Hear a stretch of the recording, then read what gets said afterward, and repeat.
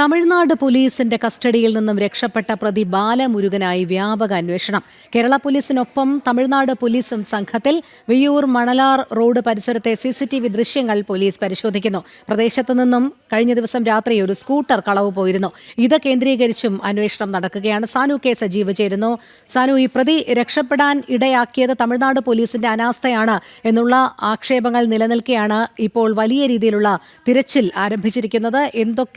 ഏതൊക്കെ പ്രദേശങ്ങൾ കേന്ദ്രീകരിച്ചാണ് തിരച്ചിൽ? എന്തൊക്കെ നടപടികളാണ് ഇപ്പോൾ നിലവിൽ സ്വീകരിച്ചിരിക്കുന്നത്?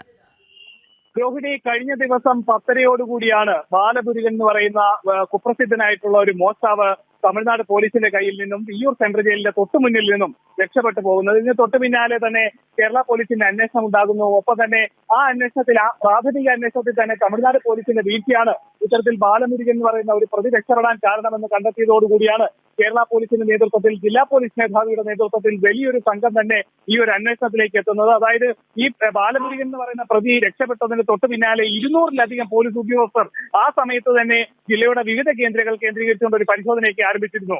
അതുപോലെ തന്നെ ഇന്ന് രാവിലെയാണ് പോലീസിന്റെ നേതൃത്വത്തിൽ മറ്റൊരു രീതിയിലേക്ക് കൂടി അന്വേഷണം വ്യാപിപ്പിക്കുന്നത്. തമിഴ്നാട്ടിലേക്ക് ഒരു സംഘം പോലീസ് ബാലമുരുകനെ തേടിക്കൊണ്ട് പോകുന്നുണ്ട്. ഒപ്പം തന്നെ ഈ വിയ്യൂരിന് സമീപത്തു നിന്നും ഒരു സ്കൂട്ടർ കളവ് പോയിട്ടുണ്ട്. അത് ഒരുപക്ഷെ ബാലമുരുകൻ അതുമായി പോയതാവാം, അതിൽ മുങ്ങിയതാവാം എന്നൊരു സംശയത്തിന്റെ ഇത് വെച്ചുകൊണ്ട് പോലീസും ആ പ്രദേശങ്ങൾ കേന്ദ്രീകരിച്ചുകൊണ്ട് അവിടുത്തെ CCTV അടക്കം കേന്ദ്രീകരിച്ചുകൊണ്ടുള്ള ഒരു അന്വേഷണമാണ് ഇപ്പോൾ ആരംഭിച്ചിട്ടുള്ളത്.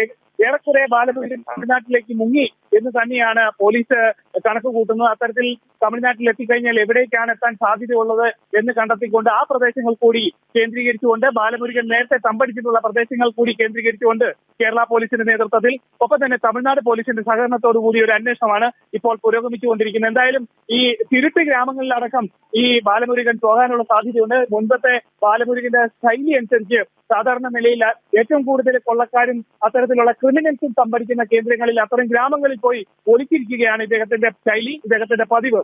അത്തരത്തിൽ ആ ഘട്ടങ്ങളിലൊന്നും ഇയാളെ പിടികൂടാൻ നമ്മുടെ പോലീസിന്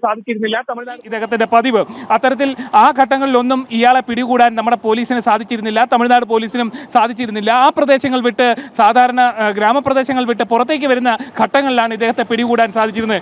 എന്തായാലും ഇയാൾ എവിടെ പോയി എന്ന് കണ്ടെത്തുന്നതിന് വേണ്ടിയിട്ടുള്ള തീവ്ര അന്വേഷണമാണ് പോലീസിന്റെ ഭാഗത്ത് നിന്ന് നടക്കുന്നത്. ഒപ്പം തന്നെ മൊബൈൽ അടക്കമുള്ള വസ്തുക്കൾ ഉപയോഗിക്കാത്തതിനാൽ, മൊബൈൽ ഫോണുകൾ അടക്കം ഉപയോഗിക്കാത്തതിനാൽ അത്തരത്തിൽ സിഗ്നൽ അടക്കമുള്ള കാര്യങ്ങൾ നോക്കിക്കൊണ്ട് ഇയാളെ പിടികൂടുന്ന കാര്യത്തിനും പോലീസിന് വെല്ലുവിളിയുണ്ട്. ഒപ്പം തന്നെ CCTV ദൃശ്യങ്ങൾ CCTVകൾ കേന്ദ്രീകരിച്ചുകൊണ്ട് ഇയാളെ കണ്ടെത്തുന്നതിന് വേണ്ടിയിട്ടുള്ള തീവ്ര പരിശ്രമമാണ് തമിഴ്നാട് പോലീസിന്റെ നേതൃത്വത്തിൽ ആരംഭിച്ചിട്ടുള്ളത്. രോഹിണി. ശരി, സാനു കെ സജീവാണ് വിവരങ്ങൾ നൽകിയത്.